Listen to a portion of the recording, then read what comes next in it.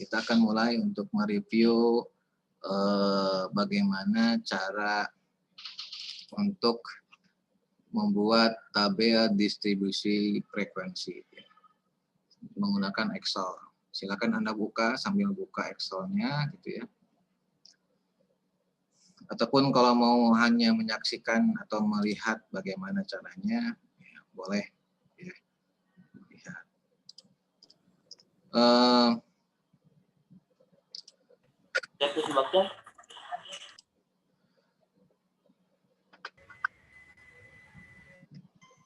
Oke. Nanti ini sudah mulai Bapak rekam, ya, nanti rekamannya Bapak akan coba upload secara online gitu ya, ataupun di YouTube gitu ya, gimana bagusnya. Tetapi alangkah baiknya Anda pun juga merekam ya. Anda pun juga merekam supaya nanti bisa diulang-ulang ya apa yang Bapak sampaikan.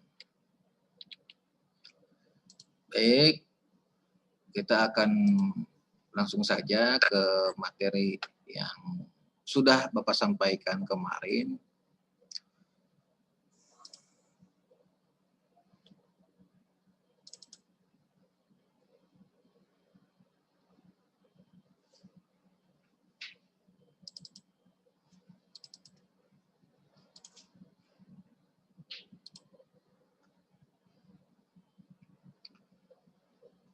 Oke. Bapak coba share screen.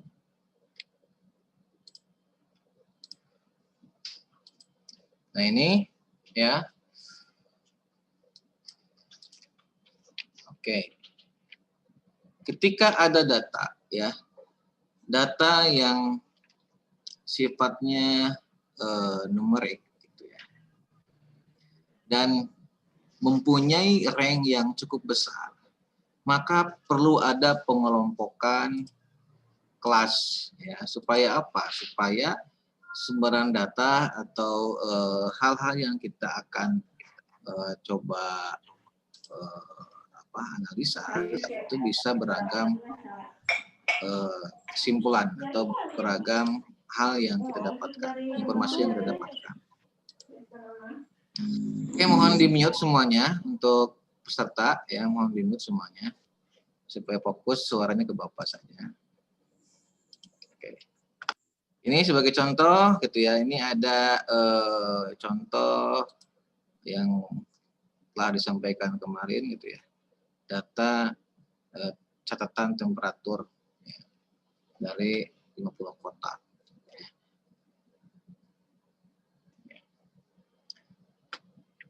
Nanti soal yang akan diberikan itu beragam ya datanya. Datanya bisa puluhan, ya, bisa ratusan seperti ini. Jumlah sampelnya pun juga akan beragam. Ada yang sampelnya ada yang 50, ada yang 30, ada yang 60 dan sebagainya. Jadi nanti tipe soalnya itu akan berbeda-beda ya. Jadi tiap mahasiswa Bapak dorong untuk mengerjakannya sendiri tanpa kerjasama dengan yang lain. Ya, karena namanya ujian ya, kita untuk evaluasi. Ya. Mohon maaf, ini kapasitas Zoom-nya sampai 100 saja. Jadi mohon untuk yang terlambat gitu ya, nanti boleh ikut ke temannya. Ya.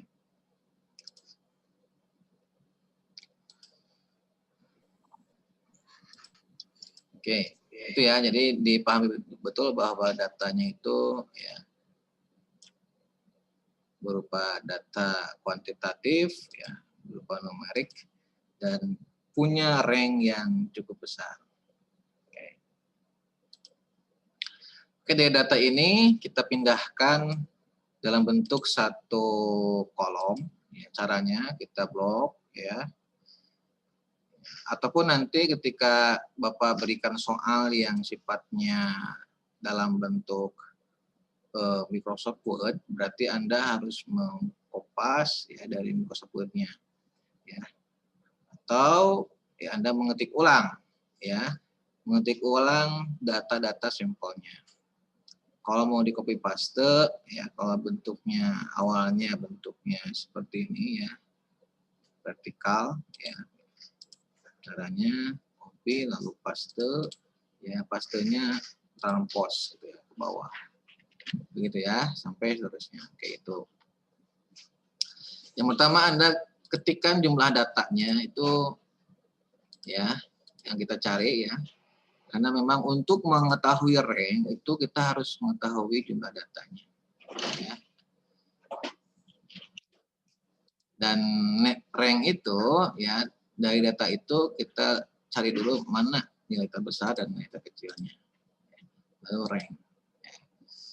Untuk mengetahui jumlah data kita bisa gunakan rumus ini ya, rumus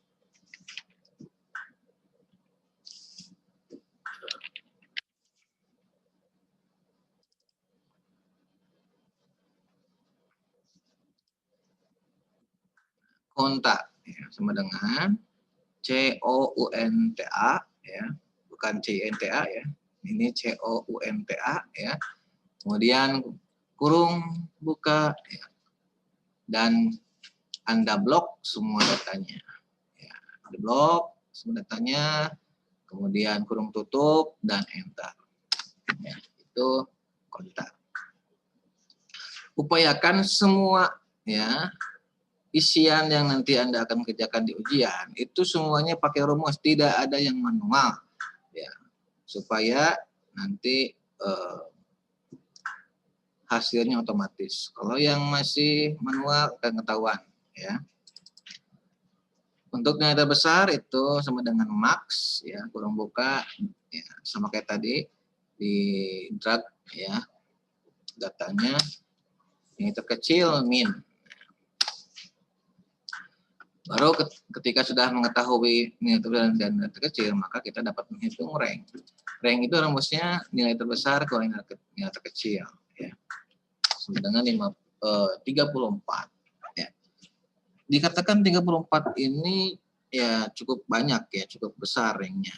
Maka memang perlu ada pengelompokan. Maka dibuatlah kelas-kelas. Kelasnya memang ini kita buat ada 7 kelas ya. Sesuai dengan rumus Sturgis. Ini rumusnya. Ya, 1 ditambah ya 3,3. Ya. Kalau di Bapak ini pakai koma ya. Coba Anda cek di laptopnya, jangan sampai keliru ya. Bisa koma atau bisa titik ya untuk penulisan koma di Excel-nya. Oke, 3, dikali log n. Nah, maka di sini ketika kita akan mengkali ya log n, kita awali dengan kurung buka. Ya. Log kemudian n ini ya, n-nya 50. Kita biasakan untuk ya, memasukkan nilainya dengan menuliskan selnya supaya otomatis ya, tidak diketik manual 50 gitu ya. Jangan kayak gini ya, jangan seperti ini klik 50 gitu ya. Kita upayakan otomatis, kita klik dari jumlah sampelnya. Mengapa dari awal Bapak menuliskan ini di rumus kan untuk ini supaya otomatis semuanya. Kemudian enter 7 nggak dapat ya. Nah, jangan lupa untuk jumlah kelas ini dibulatkan ke atas ya. Kalau misalkan masih 6, sekian, maka ini harus dibulatkan ke atas. Cara untuk membulatkannya ya.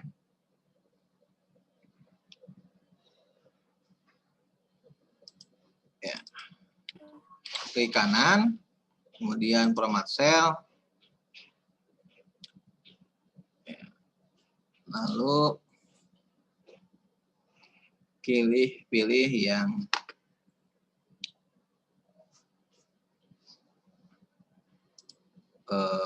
number komanya kosong, 0. Nah, seperti ini 6,6, tapi dikarenakan 0 jadi 7. Ya. 7. Ya. Kemudian untuk lebar kelas, nah, rumusnya rank ya, dibagi dengan jumlah kelas. Diharapkan Anda harus mengetahui rumus-rumusnya supaya tidak lupa ya. Dan memang diharapkan memang pas saat ujian Anda hanya fokus terhadap sheet yang ada di sini saja, tidak membuka yang lain. Ya. Jadi supaya di luar nalar, ya, di luar jadi sudah paham betul rumus-rumusnya. Untuk lebar kelas, Bapak ulangi ya. Rank dibagi dengan jumlah kelas.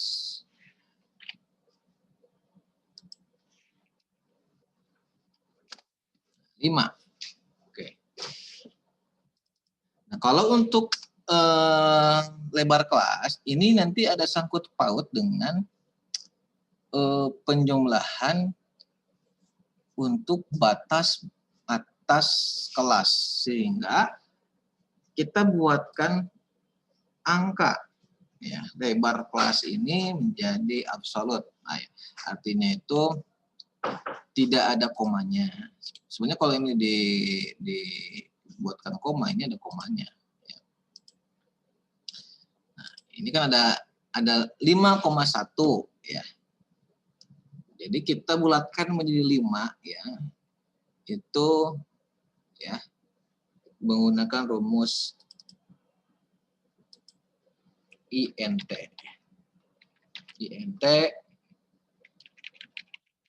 Kemudian rumus untuk lebar kelas. Jadi rubah ya, jadi 5,0 yang tadi awalnya 5,1. Itu dibuat ya untuk apa? Supaya nanti pas penentuan di kelas itu supaya lebih otomatis ya. Baik, untuk rumus MEAN ya. Average dari data ini ya.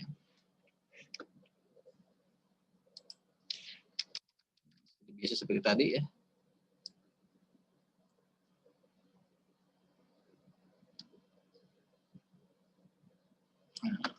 Nah, ya. Median ya, untuk mencari titik tengahnya ya, untuk median juga sama dengan median ya. Kemudian datanya modus, kalau modus itu sama dengan mode ya. Kemudian di blok datanya sampelnya. Kemudian standar deviasi ya. Standar deviasi kita gunakan rumus standar deviasi ya, STDEV ya. Kalau kita manual ini rumusnya panjang ya. Nah, ini didapatkan dari mana? Dari perhitungan yang ini. Namun Bapak tidak akan melanjutkan ke perhitungan ini supaya lebih simpel saja. Kita langsung saja rumusnya dengan STDEV dari data ini. Kemudian untuk kuartil, ya, untuk mengetahui letaknya, ya, letak kuartil pertama, ya, itu sama dengan kuartile, ya, kurung buka, kemudian di blok, ya, kemudian titik koma. Nah ini kalau Anda laptopnya biasa titik koma, ya gunakan titik koma. Kalau koma, ya gunakan koma. Ya. Seperti Anda mengerjakan tugas kemarin. Untuk kuartil 1, ya, setelah titik koma diketik 1. Untuk kuartil 2, ya, sama seperti tadi rumusnya. Setelah titik koma ditulis 2. Setelah untuk kuartil 3 juga sama ya. Ditulis 3. Ada kuartil 4? Enggak ada, yang ada itu persentil 100 sama aja gitu ya. Untuk kuartil 4 sama dengan persentil 100. Letaknya di cara 100. Untuk persentil sama dengan persentile ya. Kurung buka blok datanya, kemudian titik koma. Untuk persentil 100 itu 1. Ya. Untuk persentil 80 itu 0,8.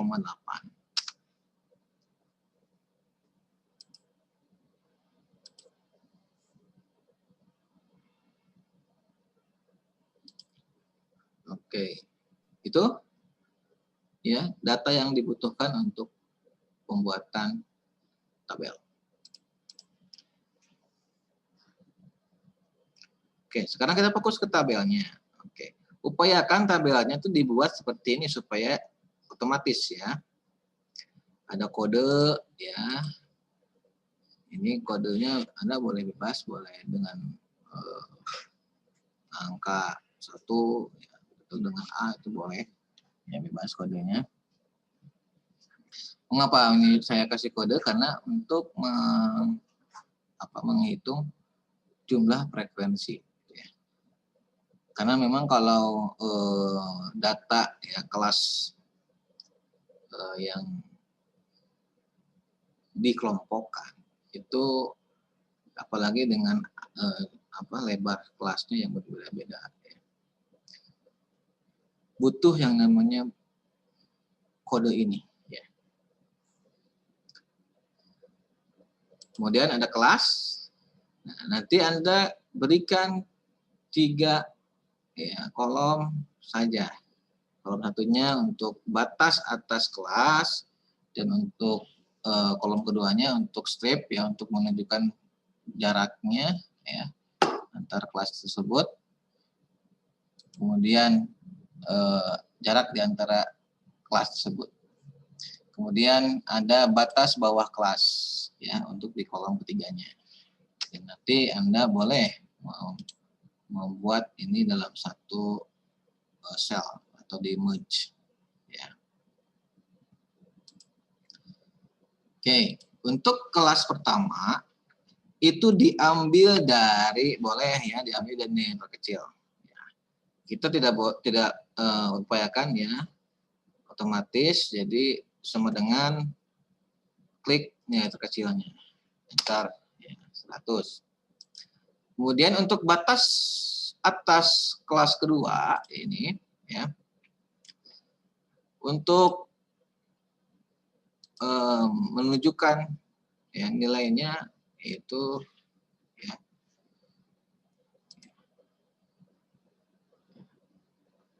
nilai terkecil ditambah dengan lebar kelas maka 105. Ingat lebar kelasnya sudah dipakai rumus INT ya, jangan lupa. Kalau tidak pakai INT nanti ke bawahnya akan berbeda. Bagaimana untuk kelas ke batas bawah kelas lain? Ya, kita blok saja. Ya, kita blok saja. Oh, sorry. Ya.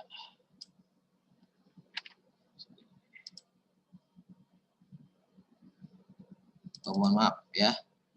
Karena kita akan menambahkan lebar kelasnya itu tetap di sini, ya, maka perlu kita absolutkan. Kita absolutkan. Jadi ketika kita drag ke bawah, ya, maka selnya tidak akan berpindah ke bawah karena sudah diabsolutkan. Kita coba cek ya, seperti yang tadi. Ketika kita coba tanpa absolut, ya maka nanti ketika yang bawahnya dia akan berbeda. Nah, kenapa? Karena dia turun ya ke bawah gitu.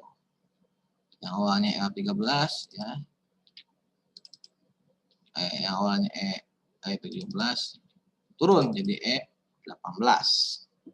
Maka hasilnya seperti ini. Maka di sini perlu diabsolutkan nilai lebar kelasnya dengan cara klik F4 ya. Kemudian drag. Nah, maka itu akan secara otomatis untuk menghitung batas bawah kelas berikutnya. Oke, next ya. Nah, sekarang ya kita buat otomatis juga. Sama dengan untuk batas bawah ya, kelas pertama, yaitu batas atas kelas kedua ini dikurangi dengan 1.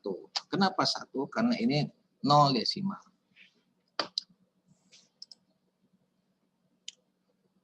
Kemudian ke bawahnya juga dijelak saja. Maka otomatis akan berubah. Ya. Ya. Sampai 7 kelasnya terisi. 1, 2, 3, 4, 5, 6, 7. Ya. Pak, ini bagaimana ada 135 ini sebetulnya untuk ini nih ya. Untuk menghitung yang ini. Kalau ini tidak ada ya. Nah, ini akan minus 1 karena dihitung dari sini. Makanya kita tambahkan. Atau Pak, ini akan kelihatan tidak kurang bagus gitu ya, maka kita hilangkan saja atau disembunyikan saja. Ya, nah, sembunyikan saja itu. Itu seolah memang tidak ada padahal ada gitu ya. Kita cek kalau ini terbukti secara otomatis maka ini akan otomatis nih bila mana ini ada yang rubah. Kita coba cek ya di sini misalkan jadi 150, maka kan otomatis rubah.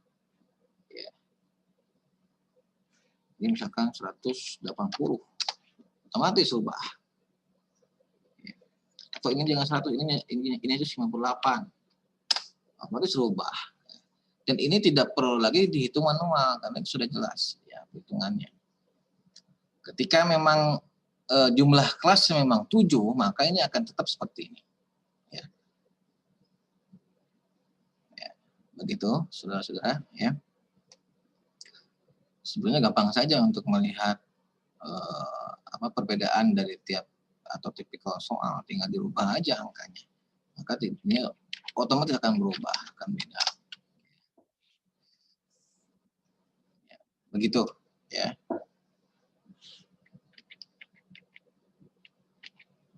Kalau sudah bisa seperti itu, sudah bisa otomatis, maka sudah berhasil berarti ya untuk pembuatan kelas. Nah, selanjutnya ke batas kelas.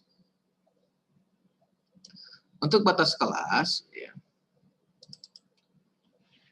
Untuk batas bawah kelas pertama itu dikurangi 0,5. Jadi untuk batas bawah batas kelas itu dikurangi 0,5.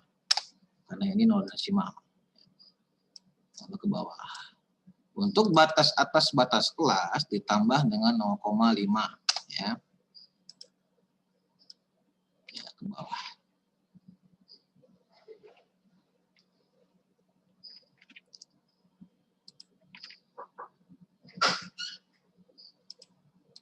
Ya. Nah. Untuk titik tengah cari dari kelasnya ya. Itu batas atas kelas ditambah ya batas bawah kelas dibagi 2 ya, itu titik tengah. Lalu di drag. Ya. Oke, beres sampai titik tengah. Nah, yang lama itu di frekuensi ya, yang lama di frekuensi. Oke, dari sekarang Anda boleh membuat tabel ini ya. Ini ya samakan saja nanti untuk ujian tabelnya ya. Supaya tidak lama untuk pengerjaannya ya. Anda sudah disiapkan tabelnya. Namun untuk rumus-rumusnya jangan dulu dimasukkan rumus-rumusnya. Karena memang nanti supaya Anda bisa paham sendiri ya ininya perhitungannya.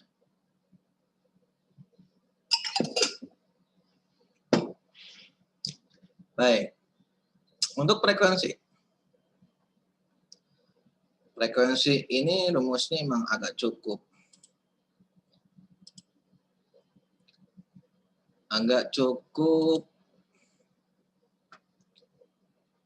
ribet mungkin ya, tapi ada solusinya. Langkah awal itu kita ya buat kategori-kategori. Ya, kategori-kategorinya itu dengan kode tadi. Nah, jadi nilai kategorinya itu dilihat dari kelasnya. Ya, jadi kita akan melihat atau kita akan memberikan simbol untuk kelas atau sampel dengan data 100 sampai 104 itu kita kasih simbol adalah A. Ya. Jika ya sampelnya 105 sampai dengan 109 kita kasih sampel atau kita kasih kode B. Jika ya sampelnya 110 sampai dengan 114 ya, maka itu adalah C dan seterusnya. Jadi kita buatkan logika ya, rumusnya itu seperti itu ya. Maka kita butuh rumus if untuk menghitungnya, if n ya. Ada dannya karena memang di antara ini ya. Ya, jadi kalau kita memasukkan rumus, jadi bahasa rumus seperti ini. Jadi kita akan melihat data di antara ya 100 dan lebih besar dari 100 ya, atau ya, dan kurang dari 104. Jadi datanya itu lebih dari 100, lebih dari sama dengan 100 dan kurang dari sama dengan 104. Jika data sampel ya, itu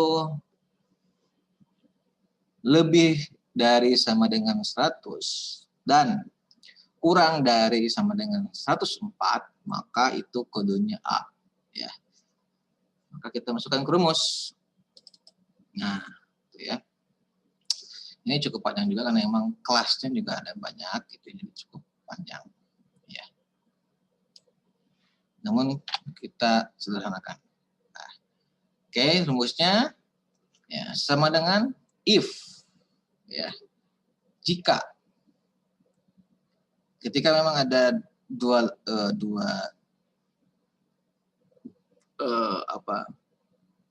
perhitungan ya, atau dua logika gitu ya, maka harus diawali dengan tanda kurung. If ya kurung buka n, jadi ini dan gitu ya, jika dan ya, kurung buka lagi, data ini ya A12 itu lebih besar sama dengan 100 ya.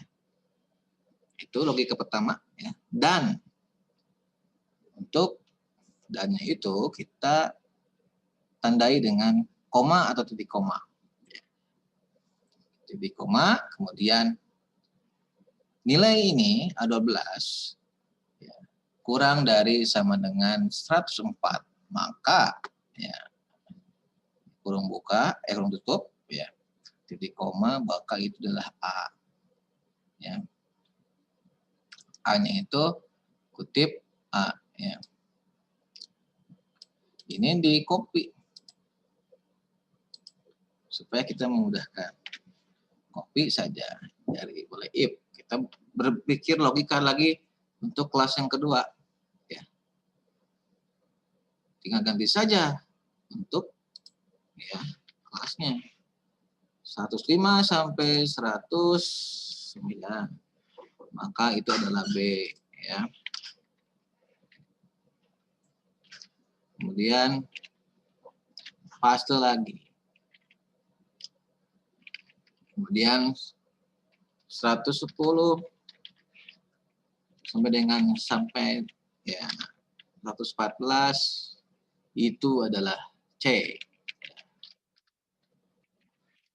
Kemudian paste lagi,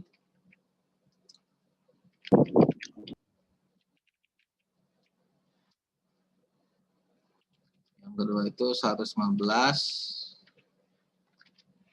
sampai dengan ini ya, 119 adalah D. Kemudian paste lagi ya. Yang E itu 120 sampai dengan 124 adalah E. Kemudian yang F-nya itu 125 sampai 129. 25 sampai dengan 129.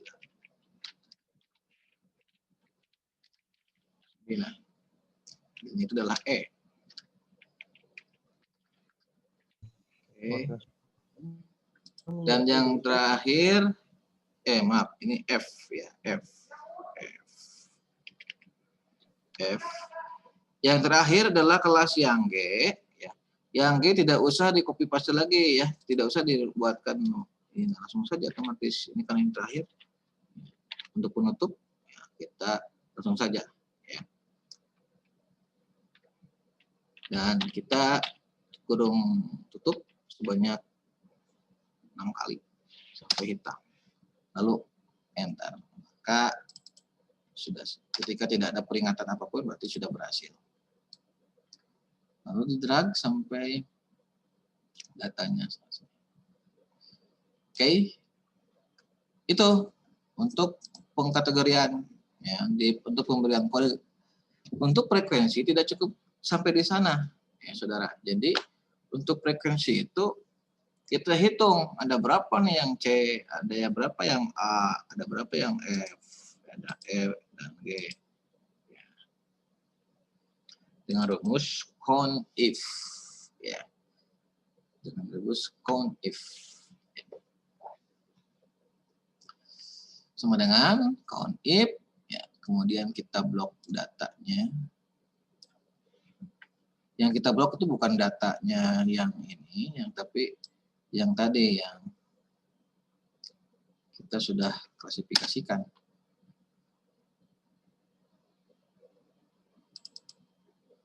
If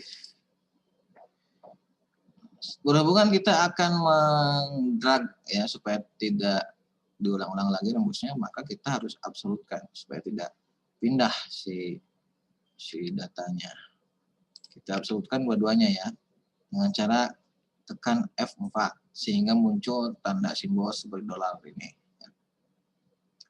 Kemudian kita masukkan kodenya atau kriterianya. Kriterianya adalah yang ini, kode ini. K13. Kemudian tidak perlu diabsolutkan untuk karena kita akan melihat dari kriteria yang lainnya. Kemudian di drag.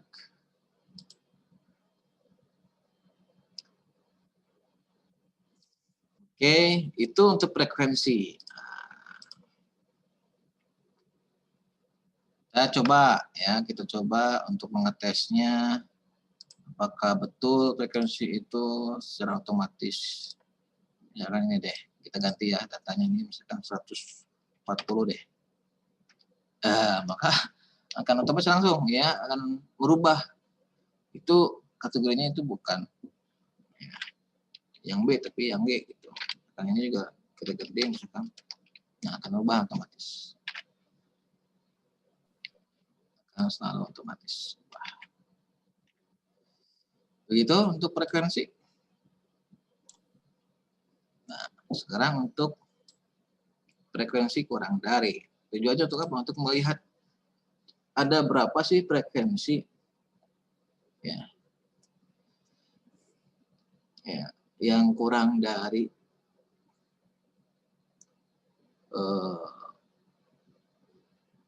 di antara ini ya, kelas ini. Rumusnya untuk yang kurang dari pertama itu ya sama dengan ya, dari frekuensi yang pertama ya kita klik saja S13 ya. Kemudian ya, untuk kelas berikutnya yaitu tinggal tambahkan saja yang ini tambah dengan yang ini ya. Kemudian drag sampai nanti di akhir itu ada 50. Untuk yang lebih dari ya sama aja kosnya kayak tadi ya. Cuman dibalik dari arah bawah. Ya. Jadi dari bawah ini yang sama dengan itu ya. Kemudian untuk yang atasnya ya, yang ini tambah dengan ini. Yang ini tambah ini. Kemudian tarik ke atas. Ini tidak perlu Anda tuliskan ini untuk mengetahui, untuk menghitung standar deviasi. Ya. Frekuensi dikali titik tengah, ya. Frekuensi dikali kuadrat titik tengah. Ya. Nanti ini ada akumulasi dari itu, dan ada akumulasi dari ini. Ya. Ini tidak perlu Anda tuliskan. Oke, sudah lengkap ya Anda dalam membuat tabel distribusi frekuensi dikelompokkan tadi. Nah, namun tidak cukup itu ya dalam penyajiannya. Kita perlu ada ilustrasi ya, diagram lingkaran ataupun diagram batang ataupun ogif. Ya. Kita buatkan tabel bantu ya, yang berisi dari kelas dan frekuensi. Ya.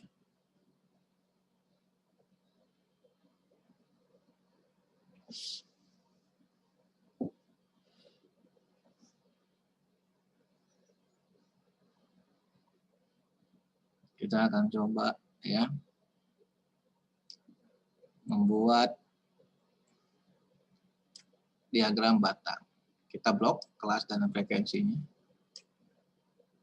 Insert. Kemudian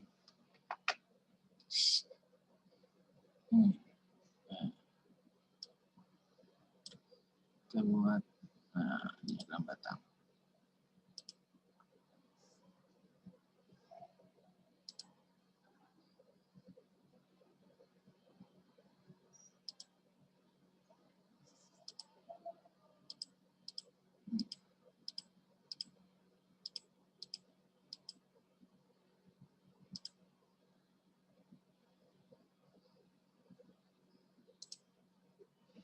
Nah itu kita kasih tanda ya sini. Diagram batang.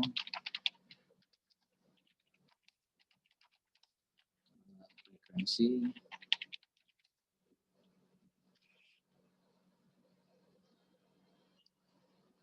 Dan suhu dari 50 kota misalkan. Jadi suhu yang ini ada perbedaan frekuensi gitu ya. Jadi suhunya di kota itu yang 100 derajat per hertz sampai 104 derajat per hertz itu jumlahnya ada sekian. Ya. Itu untuk diagram batang.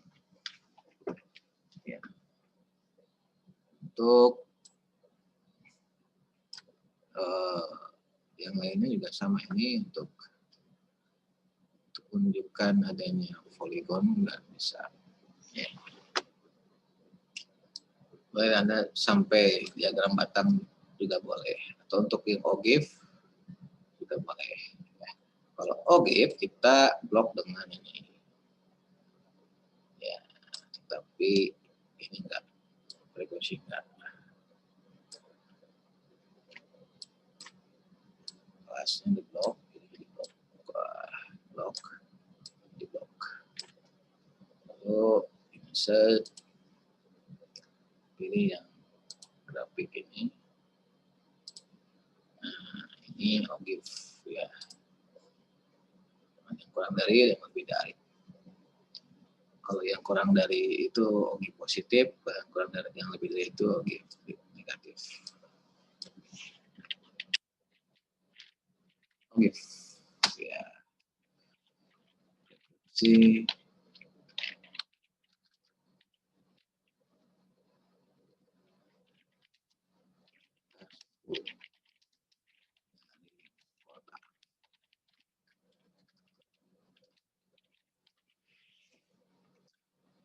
begitu ya untuk pembuatan penyajian data yang sifatnya ini deskriptif ya.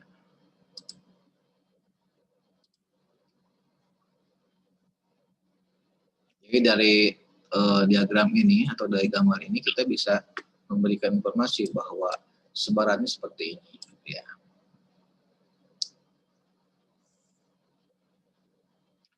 Baik, sampai sana ada pertanyaan dari saudara-saudara semuanya.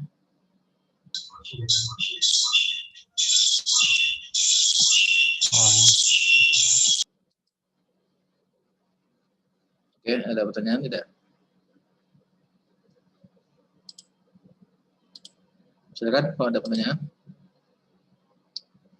Boleh, Anda bertanya dulu. Tidak, Pak. Sudah jelas ya? Insya Allah, Pak. Tugasnya kemarin bisa ya, tugasnya? Insya Allah, Pak. Sudah. Insya Allah, Pak. Nanti Anda harus Pak. harus paham ya nanti soalnya seperti apa ya. Apakah nilainya puluhan, apakah ratusan ya. Dan Anda harus paham juga ya terkait perhitungan rank ya, untuk menentukan apakah ini termasuk atau dikelompokkan atau tidak dikelompokkan. Kemudian harus paham juga untuk lebar kelas ya tadi. Terus jumlah kelas pun juga harus paham. Ketika sampelnya ada 40, jangan disamakan seperti 50 karena berbeda gitu ya. Makanya nanti Bapak soalnya itu tidak akan sama persis seperti tugas ya. Maka akan di desain soalnya itu berbeda gitu ya. Dan Anda pun nanti harus menyesuaikan dengan soalnya. Bila mana memang jumlah sampelnya ada 40, otomatis jumlah kelasnya pun tidak akan 7, akan berbeda. Karena memang untuk jumlah kelas, kalau kita berdasarkan dari rumus tertulis itu, ada rumusnya, disesuaikan dengan jumlah datanya. Baik, itu yang pertama. Ya. Yang kedua,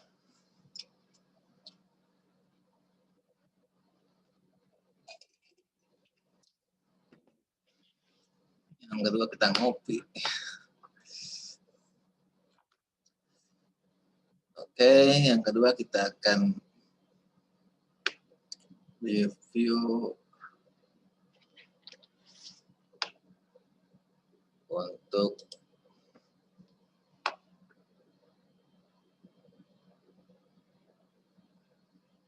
analisa menggunakan SPSS.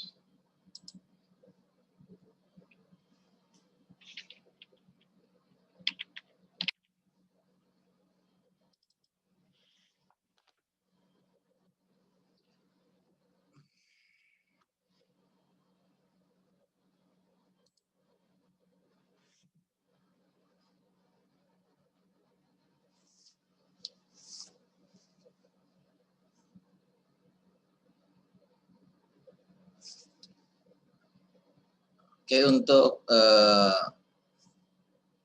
analisa yang kita akan coba ya, kita akan menganalisa hasil dari penelitian yang parametrik dan non parametrik ya, yang sifatnya itu komparasi. Ya. Sebelum ke pemaparan SPSS, boleh Anda catat gitu ya, sebagai dasar yang Anda harus pahami itu gini. Uji-uji yang digunakan untuk analisa yang parametrik gitu ya. Itu ada beberapa uji ya. Di antaranya yang utama ada uji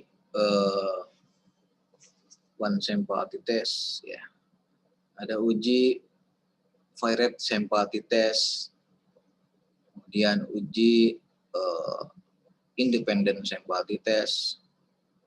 Ada uji one by ANOVA. Kemudian salah satu ada macam-macam uji untuk yang non parametrik. Ya. Ini dijadikan sebagai uji alternatif apabila memang hasil dari uji non parametrik itu hasilnya memang tidak signifikan gitu ya hasilnya. Maka bisa dilakukan dengan pendekatan non parametrik. Ya. Untuk yang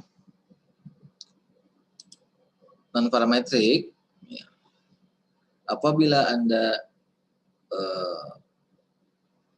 dijadikan alternatif dari uji ya, varied sample t-test, dapat digunakan uji non parametrik Wille-Coxon. Ya. Ingat, ya, yang varied sample t-test atau uji T berpasangan, ya, kita bisa gunakan uji Wille-Coxon untuk uji alternatifnya. Bila untuk independent sample t-test atau uji T tidak berpasangan, ya, kita gunakan uji Mann-Whitney. Kemudian untuk alternatif yang ANOVA, kita gunakan Kruskal-Wallis ya, sebagai uji non parametriknya. Namun untuk uji parametrik itu betul-betul sudah didesain ya, atau sudah ditentukan proses penentuan jumlah sampel ya, dan perlakuannya. Ya. Apabila sampelnya tidak memenuhi syarat, maka otomatis ya datanya juga tidak akan normal ataupun tidak valid ya. Karena memang untuk uji parametrik itu harus diawali dengan uji normalitas ya.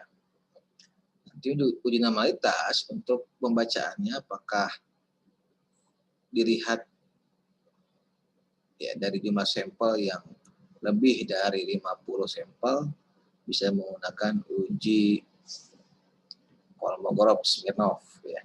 Bila mana memang kurang dari 50 bisa digunakan uji ya, Shapiro-Wills. Untuk yang ANOVA selain uji normalitas juga ada uji homogenitas untuk melihat bahwa datanya itu homogen atau tidak ya. Nah, itu juga perlu dicek. Ya. Itu yang menjadi syarat-syarat untuk uji parametrik. Ya, selain normal juga memang dirancang atau dikondisikan bahwa itu dalam suatu kondisi yang terkendali, gitu ya, dalam suatu kondisi yang terkendali. Dan biasanya itu butuh desain atau rancangan percobaan dulu, ya, supaya datanya itu bisa lebih valid. Bapak rasa untuk di mata kuliah MEPIT Anda sudah diberikan bagaimana cara untuk menentukan sampel, untuk menentukan jumlah sampel. Ya, ada yang sampelnya itu diambil dengan menggunakan total sampel, total sampling atau proporsi sampling dan sebagainya. Itu di mata kuliah yang lain. Ya. Untuk di analisa statistik memang betul Anda harus paham dulu ya yang tadi itu. Jadi tidak apa untuk di statistik ya konsep itu kita sudah pahami betul ya yang tadi itu kita tinggal menganalisa saja datanya.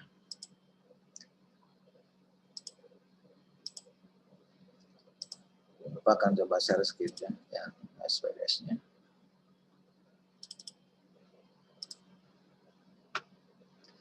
Ini Bapak kasih contoh contoh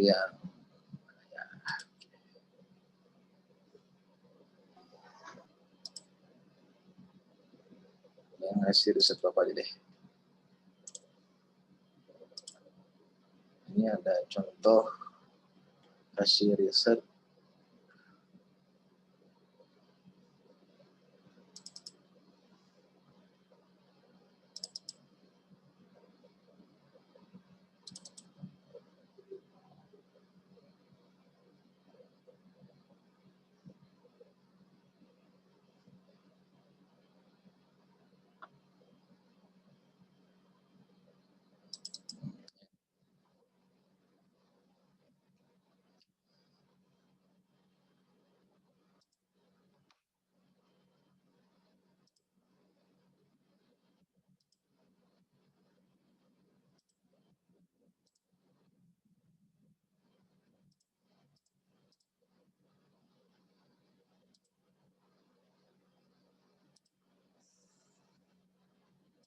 Oke, ini sampel penelitian ya, yang sudah real, yang terjadi. Ya. Jadi kalau Anda ada kesamaan parameter penelitian, boleh dijadikan sebagai acuan. Judulnya ini, pengaruh pemberian ekstrak etanol dari karuk, ya, daun karuk, terhadap pertumbuhan dari jamur Microsporum gypsum. Nah,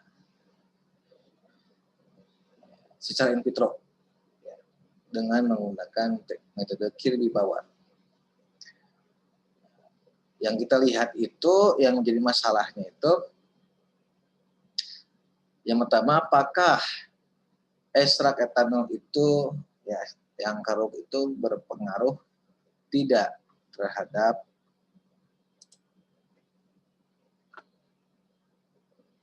daya hambat dari jamur M. gypsum. Itu yang pertama masalahnya. Masalah yang kedua, karena kita menggunakan berbagai konsentrasi, kita ingin melihat pada konsentrasi berapa yang memiliki kemampuan yang paling besar daya hambatnya.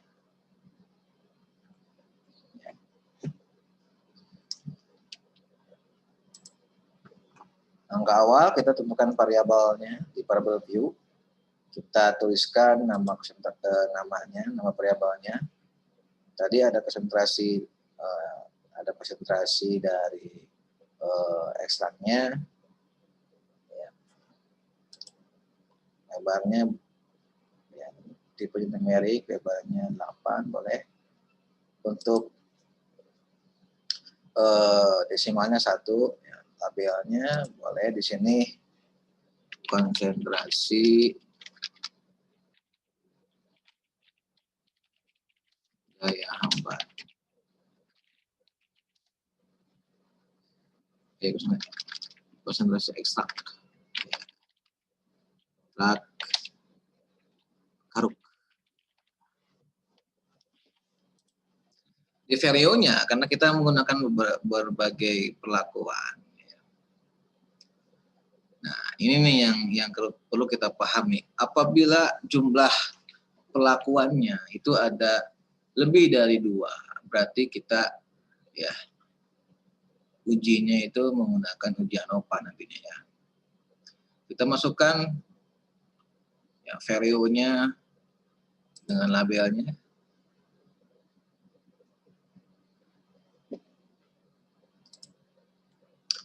Kemudian, ya, kolomnya, ya, alignment-nya, Miosennya kita gunakan nominal karena memang ini tidak bentuk data yang kita inputkan. Ya. Kita hanya menentukan nominal atau konsentrasi dari ini. Nah, untuk yang variabel berikutnya ada ya, kita data daya hambatnya. Hambatan, kemudian tipenya numerik, weight-nya 8, -1, ya, kemudian di sini boleh. daya hambat, diameter daya hambat, diameter daya hambat dalam kurung mm.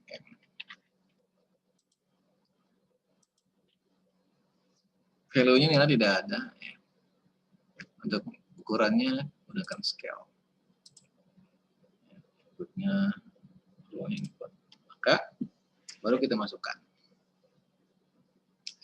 Di setiap konsentrasi itu ada ulangan. Nah, ini yang perlu kita perhatikan betul. Ya. Kita gunakan rumus Federer ya untuk menentukan berapa jumlah ulangan. Ya. Rumusnya ya, R-1 dikali dengan T-1. Hasilnya harus lebih besar sama dengan 15. Jadi kalau ini kita gunakan ada 11 pelakuan, berarti 11 kurangi 1, 10. 10 kali berapa supaya hasilnya lebih besar dari sama dengan 15. Ya.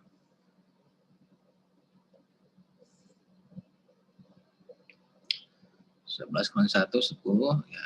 10 dikali 2 pun bisa sebenarnya. 2 dikali ya. Bisa. Tapi kalau semakin banyak juga ya, bagus juga ya, itu minimal ya ulangannya segitu supaya memang sebarannya juga lebih ini ya, yakin saja nanti hasilnya. Nah nanti untuk Anda masukkan ya beberapa konsentrasinya di sini. Tadi kita sudah memberikan value ya ketika satu itu adalah konsentrasi 10%. Ya. Kita klik saja 1, ya 1, 1. Ya, karena memang 3 ulangan ya. Yang 20% dengan nilai 22 ya. Yang 30% dengan nilai 3, yang 40% 4 sampai seterusnya. Lalu untuk daya hambatnya kita masukkan ya. Kita masukkan ke sini. Dan biasanya memang untuk diameter itu ada 1 di belakang koma gitu ya. Kita masukkan semuanya. Oke, kalau sudah lengkap seperti ini lalu kita lakukan untuk analisis. Ingat konsepnya untuk di SPSS itu yang pertama kita pahami itu adalah input ya. Input, cara untuk input tadi yang ini, cara menentukan jenis variabelnya di variabel view kita masukkan, kemudian cara untuk memasukkan atau menginputkan datanya, lalu analisis gitu ya, dan output. Nah, itu 3 prinsipnya harus dipegang untuk proses ya perhitungannya. Apabila lebih dari 2 variabel, ya, kita gunakan ANOVA ya. Namun sebelum ke ANOVA, kita uji dulu ya, untuk melihat normalitasnya. Analyze, deskriptif, kemudian explore. Kita masukkan yang konsentrasinya ke dependent list, diameternya, maaf, berbalik, ya, ininya dependent listnya itu diameter dan faktor listnya adalah konsentrasi. Defaultnya kita klik normality for test. Kalau kita butuh histogram boleh. Lalu oke.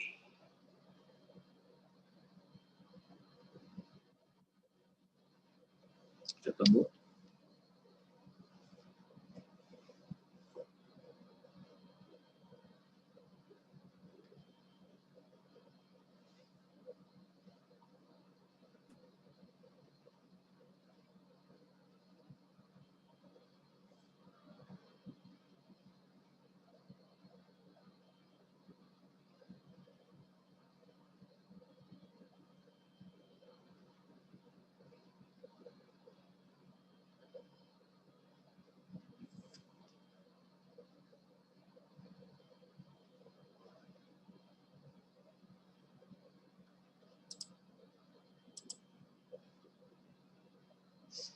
Nah, ini untuk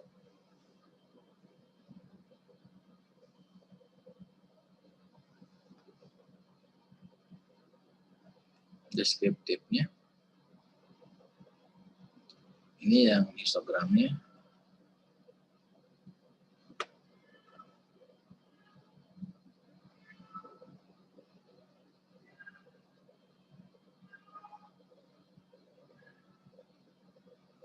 Ini histogramnya satu ya untuk lihat per perlakuannya. Kita coba. Nah, ini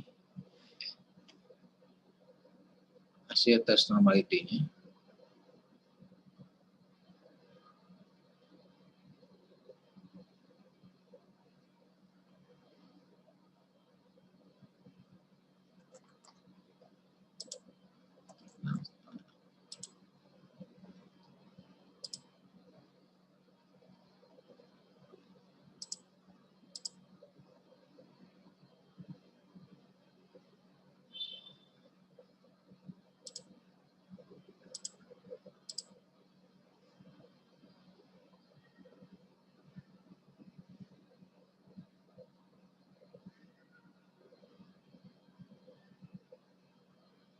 Nah, ini ya. Tadi kita memasukkan yang ulang ya. Jadi sebaiknya kalau kita ingin melihat dari semua, kalau tadi kita masukkan dari semua jenis konsentrasi, tapi kalau kita ingin melihat normalitas dari semua data itu, kita tidak perlu memasukkan patologis untuk ininya. Cukup kita masukkan data ini saja, diameter saja. Plots normality. Ya. Jadi kita didapatkan hasil untuk hasil uji normalitasnya adalah ini.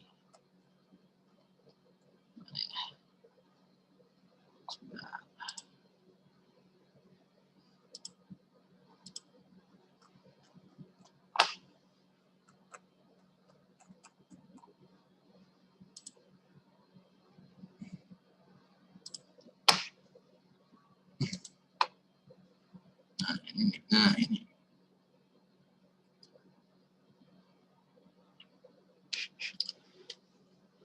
Ya. Untuk hasil normalitas, kita dilihat dari ya uji kromograf ya, dan uji Shapiro-Wilk. Apabila Shapiro-Wilk itu data yang kurang dari 50, sedangkan kalau kromograf itu lebih dari 50. Kemudiannya ada berapa nih? Ini 33. Berarti memang ini kurang dari 50. Dilihatnya yang ini, Shapiro-Wilk. Ya, ini. Ternyata hasilnya itu 0,01 ya. Berarti ini kurang dari 0,05. Artinya kalau kurang dari 0,05 artinya tidak terdistribusi normal.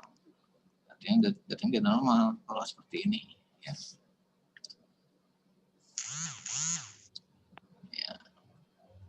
Apabila di atas 0,05 maka itu normal gitu. Ya, datanya. Kalau seperti ini bagaimana ya, kita harus coba ya, cross check lagi ya, apakah betul datanya seperti itu atau kita transform ya. Untuk yang transform tidak Bapak berikan ya.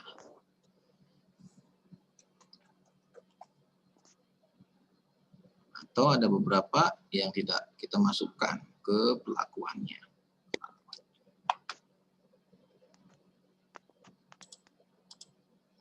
Atau kita tidak masukkan yang ini misalkan. Ini karena memang ini adalah bentuk dari olah kontrol, kita nggak jadikan pelakuan.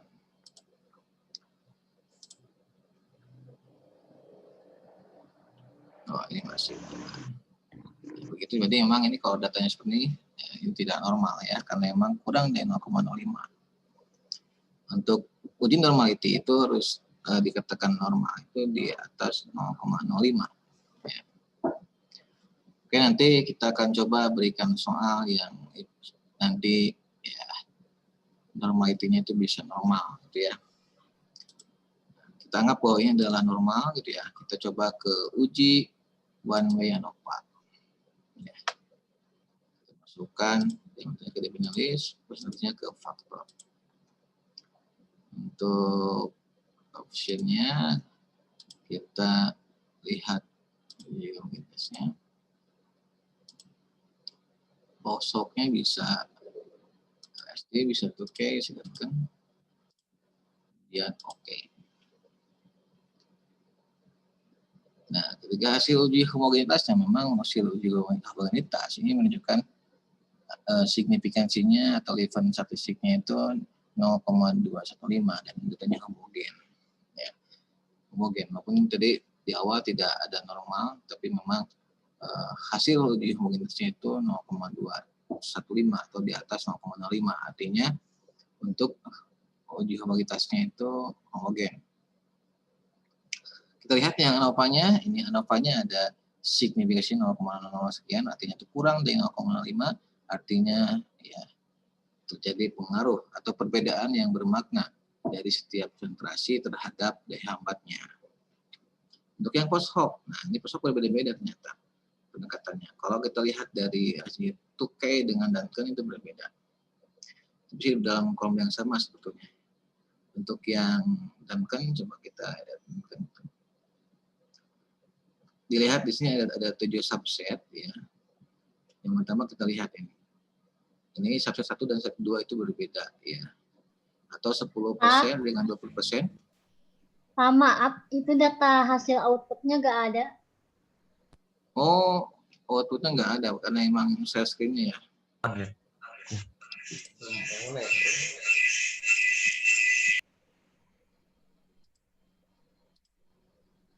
Oke.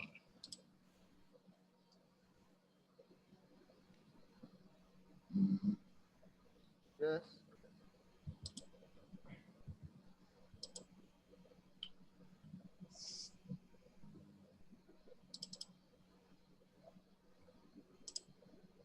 Sekarang ada nggak? Ada, Pak. Nah, ini.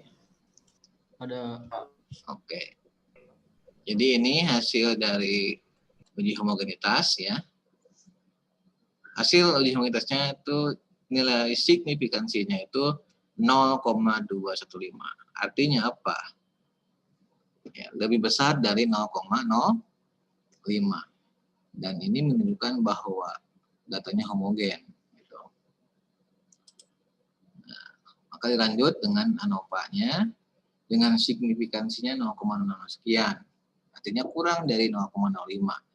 Apabila ini ANOVA kebalikannya dengan yang homogenitas, bila mana kurang dari 0,05 artinya ya kesimpulannya itu adanya pengaruh yang berbeda ya dari tiap-tiap konsentrasi terhadap daya hambatnya atau terdapat perbedaan yang bermakna dari masing-masing konsentrasi terhadap daya hambat.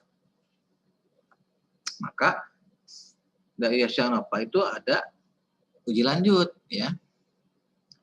Uji lanjutnya itu kita menggunakan 2 pendekatan, bisa 2K, bisa Duncan. Ya. Ini sebenarnya hampir sama saja sih sebenarnya Duncan dengan 2K. Coba Anda lihat di sini tuh ada 7 subset ya. 1, 2, 3, 4, 5, 6, 7. Berarti memang ada 7 perbedaan yang bermakna di antara ini ya. Perbedaan yang pertama konsentrasi 10 dengan 20 ini kan ada di subset yang berbeda ya. Ini artinya itu dia berbeda bermakna nih. Kemudian 20 dengan 30 pun sama ya. 20 dengan 30 pun sama, ini berbeda ya di subset. Artinya memang itu berbeda ya ke kemampuannya antara 10 dengan 20, 20 dengan 30 itu berbeda.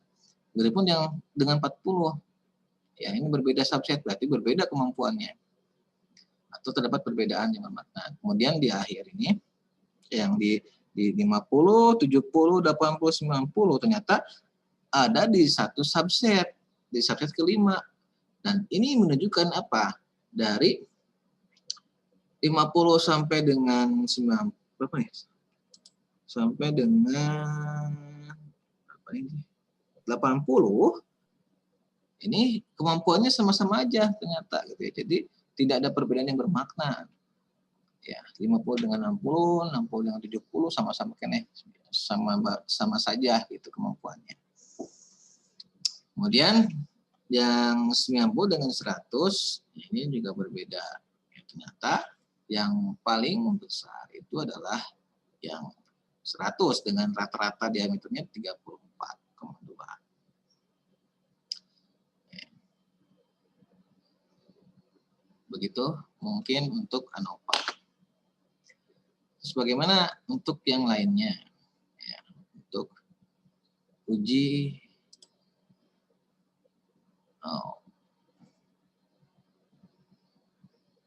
Oke, ini sebelum ke yang lain, Bapak masih ke uji ini, ke uji yang lebih dari 2 variabel.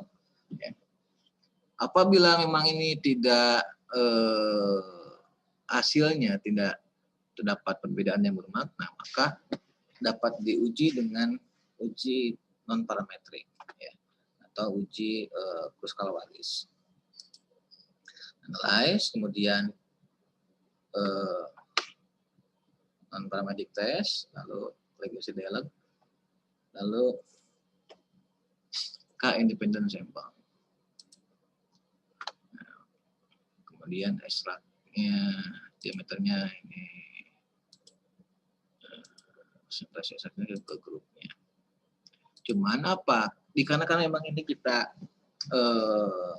membandingkan dari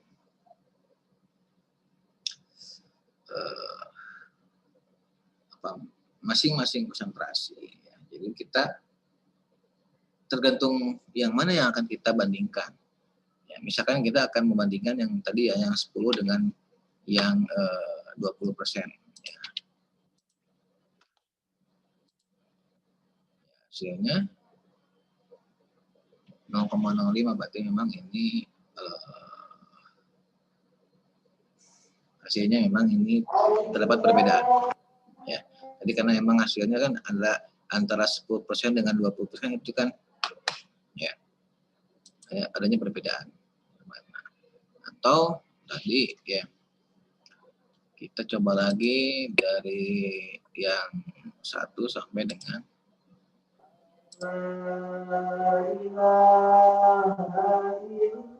alhamdulillah.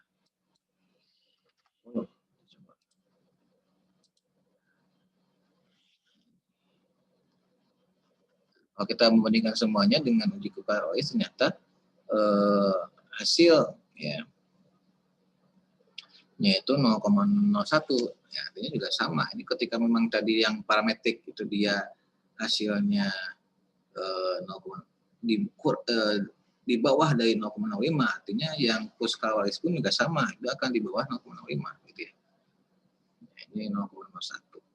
0,001 hasil uji Kruskal-Wallisnya. Baik, itu yang uji ANOVA, uji normalitas, dan uji Kruskal-Wallis. Baik. Secara proses seperti itu, ya. Untuk yang lainnya, Bapak rasa, oke, saya coba yang lain coba ya. Ada nggak ya? Yang lainnya itu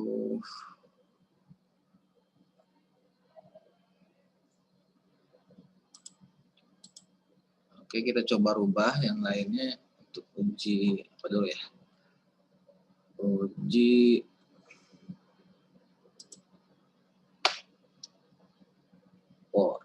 Uji T tidak berpasangan dulu, atau uji independen sympathetic test dulu aja. Kalau untuk uji T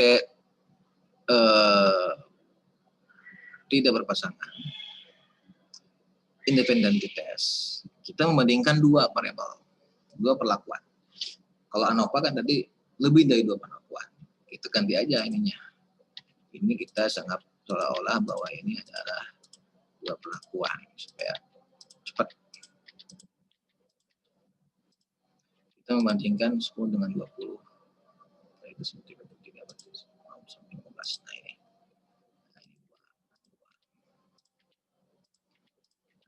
Kita akan membandingkan.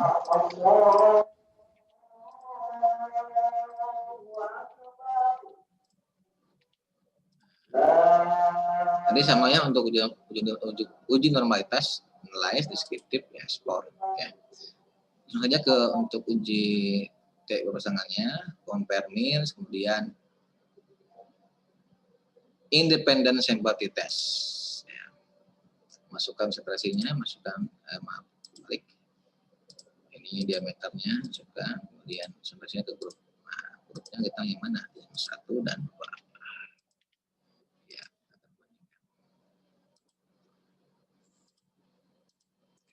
Lalu oke, ternyata hasilnya ya, kita lihat.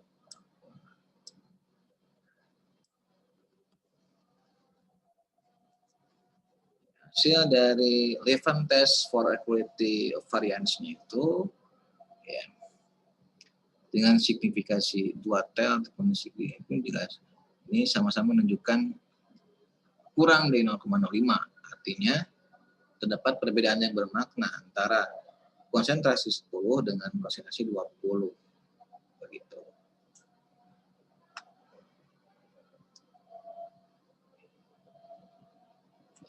Itu. Sekarang uji normalitasnya dengan uji non parametriknya dengan uji Mann-Whitney sama saja, non parametrik. Kemudian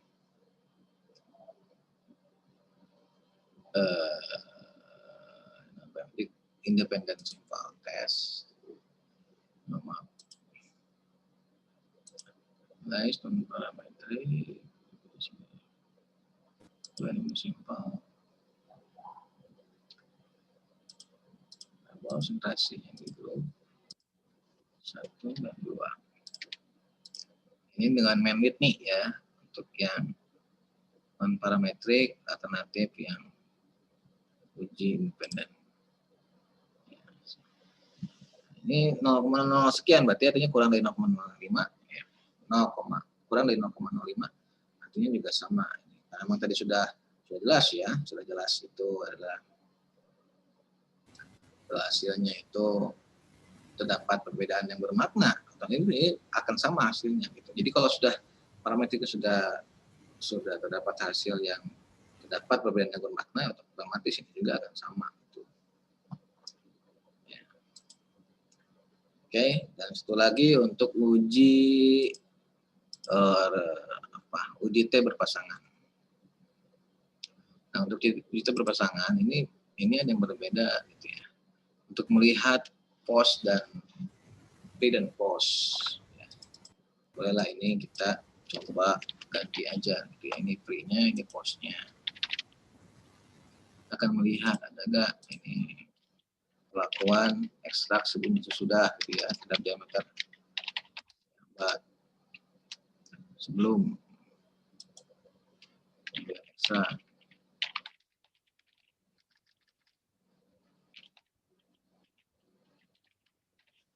Ini sudah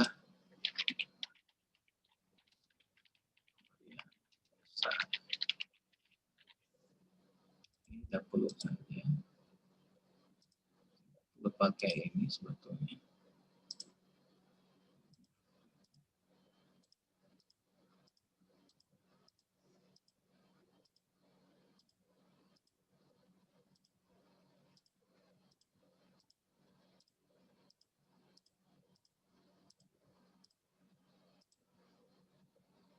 Ini ganti dengan scale. Oke. Ini ganti kira-kira datanya yang kira-kira mendekati ini. Oke lah, ini misalkan 20, 20, 20,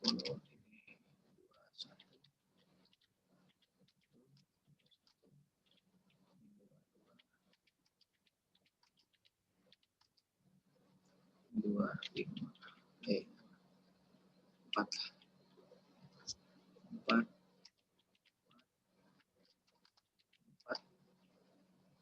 ini 28.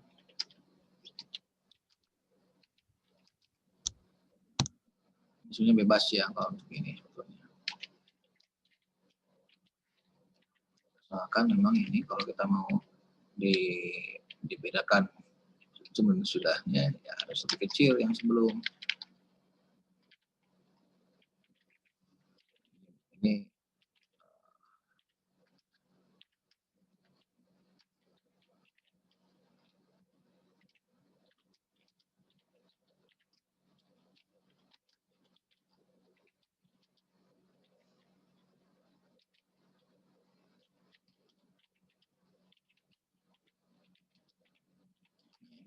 Ini P-nya, ini posnya. Coba uji normalitas dulu. Nah, kalau ini harus di satu-satu ya, di ujinya. Yang sebelum itu normal, yang setelahnya juga apakah normal. Ya. Langsung saja ke analisisnya. Compare mean, kemudian uji virate sample t-test. Sebelumnya ke tabel 1, sudahnya ke tabel 2. Oke. Hasil dari ini ya. Karena tadi Bapak settingnya itu dia lebih kecil, yang pre itu lebih kecil dibanding yang post, otomatis terdapat perbedaan yang bermakna antara sebelum dan sesudah. Ya, karena pastilah, karena emang itu Bapak setting lebih kurang dari yang sebelumnya. Makanya hasil dari virate sample t-testnya pun ya signifikasi 2 telnya itu 0,00, artinya itu kurang dari 0,05 ya. Maka memang itu ya, kesimpulannya terdapat perbedaan yang bermakna antara pemberian sebelum dan sesudah diberikan ekstrak etanol terhadap pertumbuhan bakteri. Nah, itu. Ya, sebagai uji alternatifnya dengan uji Wilcoxon. Ya, matematik, dialog, kemudian 2 relatif sampel. Wilcoxon ya. Sebelum perempat 1, perempat 2-nya sesudah. Oke. Maka pun sama, ini 0,0 sekian. Artinya memang ya terdapat perbedaan yang bermakna antara sebelum dan sesudah pemberian ekstrak. Baik, itu review materi ya yang akan diujiankan nanti. Ya. Tiap mahasiswa nanti diberikan soal yang berbeda supaya sama, tidak berbarengan pengerjaannya. Ya. Nanti akan Bapak bagikan berbagai tipe soal. Ya. Nanti ada yang kebagiannya ANOVA, ada yang kebagiannya Wilcoxon, ada yang kebagiannya Mann-Whitney, ini benar sample test dan sebagainya. Akan berbeda-beda. Ya. Itu mungkin untuk ujiannya kapan ya? Besok atau Sabtu? Sabtu, Pak. Sabtu aja, Pak. Oke, karena besok kalian ada ujian yang lain ya. Oke. Iya, Pak. Oke, Iya, Pak. saya memahami lah ya. Oke, untuk ujiannya Sabtu ya, jam 9 ya. Iya, Pak. Siap. Oke, ujiannya Sabtu jam 9 ya, supaya Anda bisa fokus belajarnya. Oke, saya mau terbuka gitu ya, kalau Anda inginnya seperti itu. Oke, asalkan nanti Anda serius dalam mengerjakan ujiannya dan bekerjanya sendiri-sendiri. Nanti siapkan laptop, jangan lupa itu wajib ya, karena untuk mengerjakannya ya. Laptop sendiri, bukan laptop teman, karena teman juga sama ujian, serentak semuanya. Dan siapkan juga handphone. Ya, siapkan juga handphone untuk untuk dilihat bagian belakang kalian. Atau bolehlah laptop sambil mengerjakan ujian, sambil on Zoom untuk Bapak awas. Ya. Pak, Yana, Atau kameranya belum di-upgrade, Pak. Atau Anda mengerjakan ya sendiri, tapi ya betul-betul sendiri tanpa diawasi. Tanpa diawasi, Pak, ada juga. Gitu aja, Tanpa diawasi, Pak. Tapi betul enggak? Mengawasi diri sendiri, Pak. Pak. Dan malaikat, Pak, kiri kanan. Ya. Insya Allah, Pak. Jujur, Pak. Betul ya. Saya tidak ingin malah saya tidak ingin malah terjadi kerubunan gitu ya di antara kalian. Siap, Bapak. Tidak. Iya, Pak. Siap. Pandemi kan sekarang makin meningkat ya kasus corona. Iya. Pak, COVID, aduh, Pak. Tasikmalaya Red Zone ya, hati-hati ya. Iya. Pak Wididan positif. Kalau Anda bisa sepakat tidak ya? Sepakat, Sepakat, Pak. Sepakat. Setuju, Pak. Sepakat, Oke, Anda Setuju, Pak. berarti di rumah masing-masing ya, tanpa adanya diskusi, tanpa adanya kerumunan, Ya, Pak. Siap, Pak. dan Bapak batasi waktu supaya memang betul-betul mengerjakan sungguh-sungguh sendiri. Ya, Pak. Tidak ada waktu untuk mengerjakan temannya. Siap, Bapak. Pak, untuk Dan recordingnya nanti dikirim, Pak. apa? Recordingnya dikirim. Ada gak nge-record masing-masing? Enggak, Pak, soalnya harus izin dulu ke host. Oke, Izin dulu. oke, recordnya ini cukup banyak nanti. Ya, Pak. Betul, bagus. Via YouTube. Ya, YouTube. Iya, Pak. Di YouTube, Pak. Di YouTube aja. Di YouTube, Pak. YouTuber, Bang. YouTube. Tapi ada syaratnya kalau YouTube. Subscribe. Subscribe. Iya, Pak. Ya, Pak. Kalau tidak ada namanya gitu ya di subscribe-nya itu berarti ya Ya, nggak Pak. dijadikan sebagai bahan kehadiran hari ini. Siap, Oke? Bapak. Siap. Udah, Sirian, Pak. Pak, nanti di komen, Pak.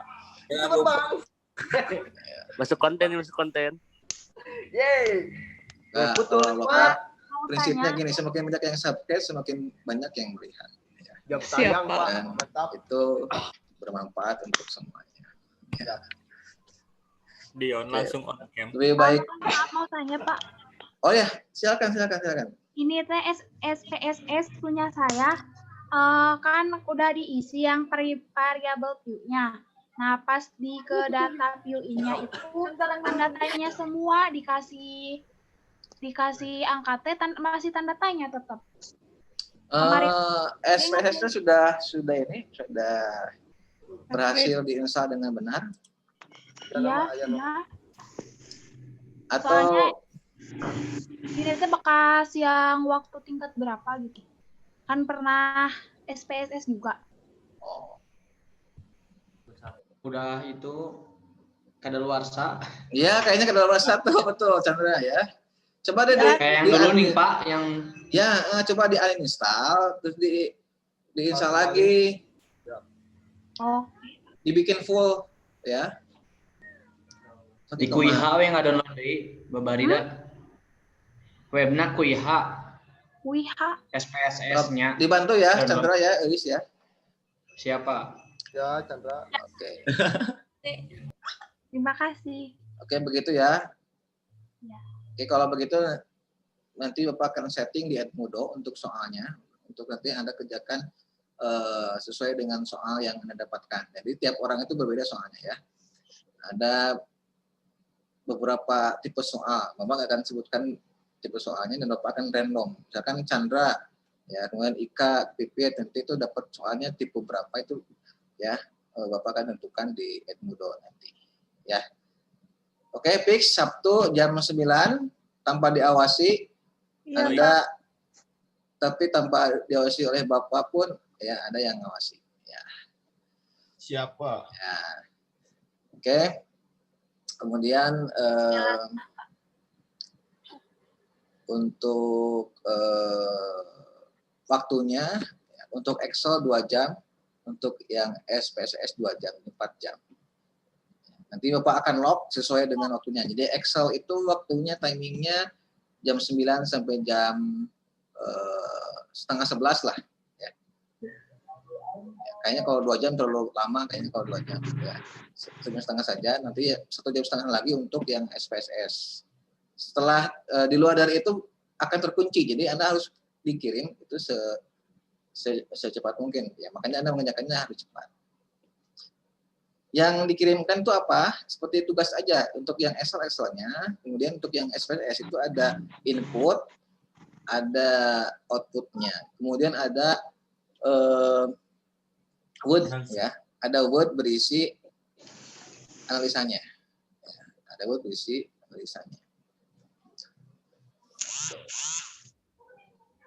Ini kalau Anda ingin Bapak share di YouTube boleh, gitu ya. Ini cukup banyak, gitu ya. Oke, dan Anda ya nanti boleh lihat lagi ulangannya di sana. Baik. Itu mungkin untuk pertemuan sekarang, kita tutup dengan bacaan hamdalah bersama-sama. Alhamdulillah. Alhamdulillah. Oke, selamat untuk mengerjakan KTI ya. Hari ini ada rapat penentuan pembimbing ya. Rapat pembimbing sekarang ya, semoga sesuai dengan yang diinginkan, dan statistik ini dijadikan sebagai ilmu yang dimanfaatkan untuk KTI ya.